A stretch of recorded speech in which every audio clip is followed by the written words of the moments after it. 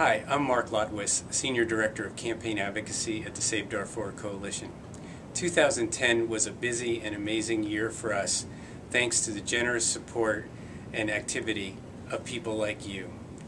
I'd love to share with you some of the highlights of 2010 now, in the hopes that you will feel as proud as I do about what we have done to protect civilians against violence in Sudan. You helped share the stories of what life was really like in Sudan.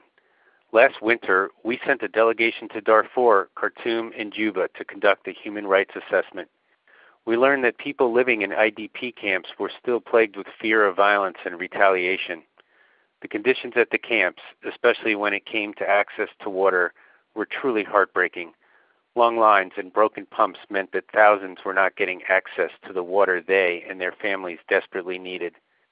But with your help, we gathered critical information and spread the word about the real situation in Sudan, information that would help us keep the pressure on U.S. leaders to make Sudan a priority and get resources to those who needed it most.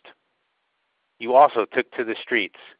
During the times we struggled to get world leaders to pay attention to our messages, calls, and meetings, we asked you to show up in a way they couldn't ignore. From the Beat for Peace drumming events to our rallies in New York during the United Nations General Assembly, to our work with the Sudan Freedom Walk to host a rally and concert on Capitol Hill, we made sure that your calls to protect the human rights of the people of Sudan could not go ignored. And you made your voice heard, and they listened.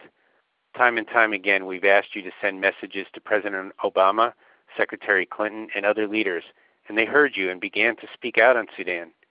President Obama gave a major speech to the United Nations high-level meeting on Sudan, and Secretary Clinton appointed a high-level diplomat for Darfur. These are just a few examples of what we accomplished together in 2010.